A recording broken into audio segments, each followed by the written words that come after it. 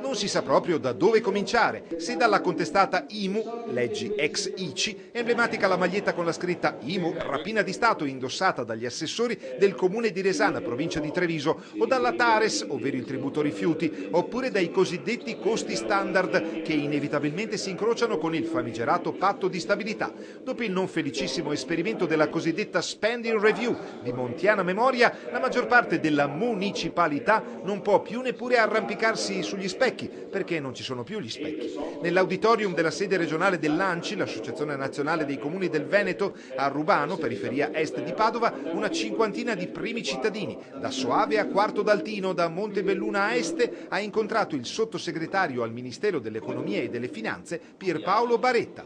Peso o risorsa? I comuni in questo senso cosa rappresentano per lo Stato?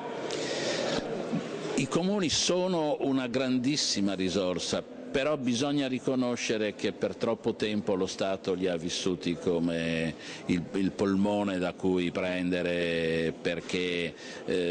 anche in una situazione di difficoltà finanziaria che c'è ancora. La vera sfida di un governo tutto politico come il nostro e quindi fortemente rappresentativo delle istanze territoriali è proprio quella di far sì che siano davvero una risorsa, chiedendo ai sindaci impegno, collaborazione e non solo sostegno, anche la giusta critica, ma loro devono percepirti, essere percepiti e loro anche percepirsi come uno Stato amico da parte nostra. Unico appunto negativo dell'incontro, presieduto dal numero 1 di ANCI Veneto, Giorgio Dal Negro, l'assenza praticamente totale dei sindaci dei comuni capoluogo del territorio, a parte quello proveniente dal municipio più lontano. Io credo che oggi ci sia un impegno smisurato da parte dei sindaci nel cercare di gestire quotidianamente, insomma, le situazioni che abbiamo nelle varie città. Certo è che sicuramente occorrerebbe anche un impegno corale molto più forte.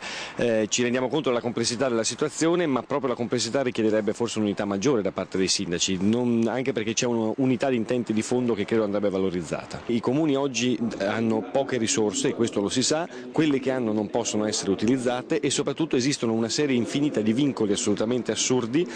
che lo Stato oggi pone nei confronti dei comuni, per cui di fatto quelle poche risorse che i sindaci hanno non possono essere spese nel migliore dei modi o comunque nel modo che il sindaco ritiene.